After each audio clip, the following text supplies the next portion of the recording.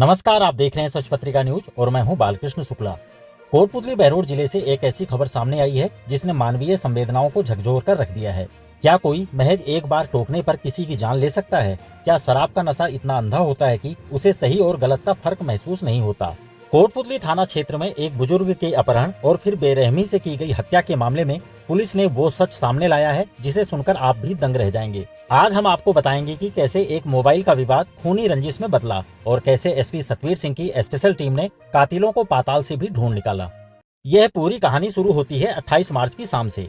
कोटपुतली के रावतों वाली ढाणी तनपुतली निवासी रामस्वरूप गुजर, जो अपनी उम्र के सांध्य बेला में थे, खाना खाकर अपने पुराने घर के चबूतरे पर सो रहे थे। रात के करीब 9:30 बजे थे, तभी अचानक सन्नाटे को चीरती हुई एक गाड़ी वहां रुकती है। चश्मदीदों और पुलिस की रिपोर्ट के मुताबिक दीपक यादव और उसके कुछ साथी वहां पहुंचते हैं। अगली सुबह जब गांव की आंख खुली तो रामस्वरूप गायब थे। पड़ोसी प्रकाश कसाना ने परिजनों को बताया कि रात को 4-5 लड़के उन्हें जबरन उठाकर ले गए हैं। यह खबर सुनते ही परिवार के पैरों तले जमीन खिसक गई। आनन फानन में अमित कुमार ने थाने पहुंचकर रिपोर्ट दर्ज कराई। शुरुआत में इस मामले में शक अपनों पर ही था, लेकिन सच कुछ और ही निकलने वाला था। मामले की गंभीरता को देखते हुए कोटपुतली बहरोड एसपी सतवीर सिंह ने खुद कमान संभाली। उन्होंने स्पष्ट निर्देश दिए कि अपराधियों को बख्शा नहीं जाएगा। इसके लिए एक स्पेशल टीम बनाई गई जिसका नेतृत्व थाना अधिकारी राजेश कुमार शर्मा कर रहे थे, जबकि सुपरविजन एएसपी नाजिम अली खान और डीएसपी राजेंद्र कुमार बुरुडक कर रहे थे। पुलिस 29 मार्च को रामस्वरूप की तलाश कर रही थी। तभी चतुर्भुज से थोड़ा आगे सड़क किनारे एक गहरे खेत में रामस्वरूप की लाश मिली। शव की हालत देखकर साफ था कि उसके साथ बेरहमी की गई है। मौके पर एफएसएल और एमओबी की टीमों को बुलाया गया, सबूत जुटाए गए और यहीं से पुलिस ने अपनी जांच की दिशा बदली। अब सवाल था कि आखिर रामस्वरूप की दुश्मनी किससे थी। जांच में सामने आया कि मुख्य आरोपी दीपक यादव 28 मार्च को कोटपुतली कोर्ट में तारीख पर आया था। वहां उसने अपने दोस्त चेतराम उर्फ गोलू को बुलाया। दोनों ने दिन भर शराब पी। नशे में धुत होने के बाद मोबाइल और पैसों के लेन देन को लेकर दोनों में झगड़ा हो गया। चेतराम दीपक का मोबाइल लेकर चला गया। दीपक अपना मोबाइल वापस लेने के लिए चेतराम के घर पहुंचा, लेकिन वह वहां नहीं मिला। इसके बाद उसने अपने भतीजे कपिल यादव को बुलाया, जो नीरज यादव के साथ बुलेट पर वहां पहुंचा। ये तीनों फिर चेतराम के घर गए। वहां चेतराम की मां ने उन्हें फटकार कर भगा दिया। घर के बाहर ही चेतराम के ताऊ रामस्वरूप सो रहे थे। उन्होंने इन लड़कों को बार बार चक्कर काटते देखकर टोक दिया। बस यही टोकना उनकी मौत का कारण बन गया। आरोपियों को लगा कि एक बुजुर्ग उन्हें कैसे टोक सकता है। उन्होंने बदला लेने के लिए रामस्वरूप को अपनी स्विफ्ट कार में डाला, 2 अलग अलग जगहों पर ले जाकर उनके साथ मारपीट की और अंत में उनकी हत्या कर शव को फेंक दिया।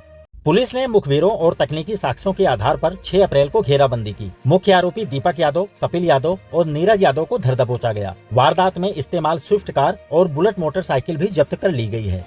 हैरानी की बात देखिए, शुरुआत में मृतक के परिजनों ने ही अपने चचेरे भाई चेतराम पर आरोप लगाया था, लेकिन पुलिस की निष्पक्ष जांच ने निर्दोष को फंसने से बचा लिया और असली कातिलों को सलाखों के पीछे पहुंचा दिया। कोटपुतली बहरोड पुलिस की यह त्वरित कार्रवाई अपराधियों के लिए एक कड़ा संदेश है। इस पूरे ऑपरेशन और पुलिस की रणनीति पर जिला पुलिस अधीक्षक सतवीर सिंह ने विस्तार से जानकारी दी है। आइए सीधे चलते हैं उनकी प्रेस कॉन्फ्रेंस में और सुनते हैं एसपी सतवीर सिंह का आधिकारिक बयान। इसमें एक थाने पर एक रिपोर्ट प्राप्त हुई थी। परिवादी इसमें थे श्री अमित कुमार पुत्र श्री रामस्वरूप गुजर, निवासी रावतों की ढाणी तनपुतली थाना कोटपुतली। उन्होंने एक लिखित रिपोर्ट इस आशय की पेश की कि कल रात को यानी 28 मार्च को कुछ 4-5 लड़के आए मेरे घर पे और गाड़ी से मेरे पिताजी को उठाकर ले गए, जान से मारने की नीयत से उठाकर ले गए। तो इस रिपोर्ट के आधार पर थाना कोटपुतली पर प्रकरण पंजीबद्ध किया गया 166/2026 और थानाधिकारी कोटपुतली के द्वारा अनुसंधान प्रारंभ किया गया। इसके बाद नेक्स्ट डे रामस्वरूप गुजर की डेड बॉडी चतुर्भुज के पास से हमें मिली, एक खेत में सड़क किनारे। तो इसी दौरान हमने एक टीम का गठन किया, जिसमें हमारे एडिशनल एसपी कोटपुतली नाजिम अली जी, सीओ कोटपुतली राजेंद्र जी, एसएचओ कोटपुतली राजेश जी और अन्य इनके कार्मिक शामिल थे। उस टीम ने गहनता से अनुसंधान किया तो ये पाया कि 28 तारीख को जो मुलजिम है, इसमें जो मुख्य अभियुक्त है दीपक यादव, निवासी बाढ़ धुंधला थाना बांधपुर, ये कोटपुतली एक तारीख पेशी पे आया था। तो इसने अपने दोस्त चेतराम गुजर को फ़ोन करके बताया कि मैं तारीख पेशी पे आ रहा हूँ, तुम भी मेरे पास आ जाओ। इस पर चेतराम गुजर, जो इसका दोस्त था, जो पूर्व में इसके साथ कहीं काम कर चुका था गुड़गांव वगैरह में, वो आ गया। तारीख पेशी भुगतने के बाद दीपक और चेतराम ने कई जगह शराब पी दिन भर, 3-4 जगह। फिर रात को जब ये दीपक यादव के काफ़ी नशा चढ़ गया, तो ये जो इसकी जो स्विफ्ट गाड़ी थी, दीपक यादव बेसिकली टैक्सी चलाता था, स्विफ्ट गाड़ी है इसके पास, तो गाड़ी में इसको नींद आ गई दीपक यादव को और ये सो गया नशे में। इसमें फिर ये जो चेतराम गुजर इसका दोस्त है, ये एक्चुअली इसके 3-4 हज़ार रुपये मांगता था पहले से। इसने कई बार पैसे की डिमांड की, लेकिन वो पैसे चुकता नहीं कर पाया। तो इसने सोचा मैं इसका मोबाइल ले जाता हूँ ताकि इसके दबाव में ये मेरे पैसे लौटा देगा। तो चेतराम इसका मोबाइल अपने साथ ले गया और इसको सोता हुआ छोड़ गया। आरटीओ ऑफिस के आसपास इसकी गाड़ी खड़ी थी रात को। ये 28 की रात की घटना है। उसके बाद जब इसको होश आया दीपक को, तब इसने देखा कि मेरा मोबाइल गायब है और चेतराम मेरा मोबाइल ले गया। तो ये अपने दोस्तों को बुलाता है बानसूर से, कपिल और नीरज को। वो मोटरसाइकिल लेके आते हैं, बुलेट मोटरसाइकिल पे लेके आते हैं। और फिर ये दीपक और कपिल ये दोनों इसके घर जाते हैं चेतराम गुजर के।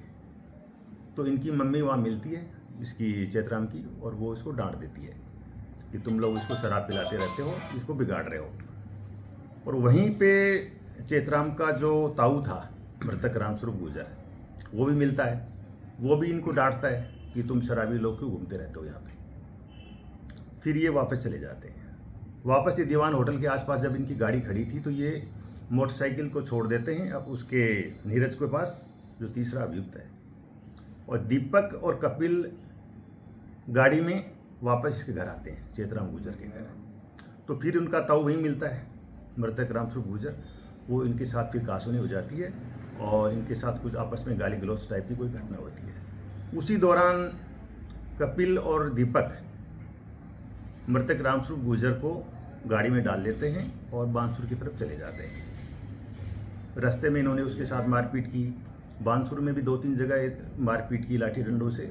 और जब रात को उसकी डेथ हो गई, तब ये वापस आके चतुर्भुज के आसपास एक खेत में डेड बॉडी को डाल देते हैं और खुद गुड़गांव की तरफ निकल जाते हैं।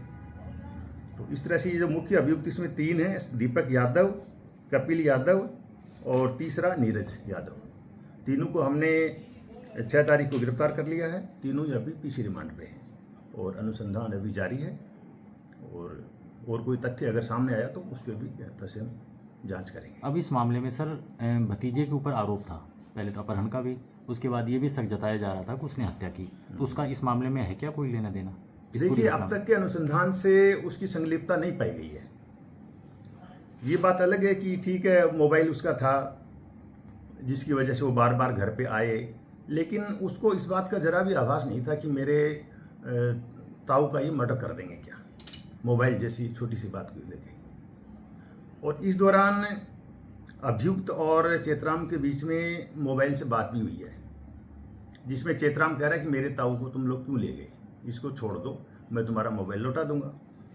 तो वो इससे ये स्पष्ट होता है कि चेतराम का इस मर्डर में कोई हाथ नहीं था।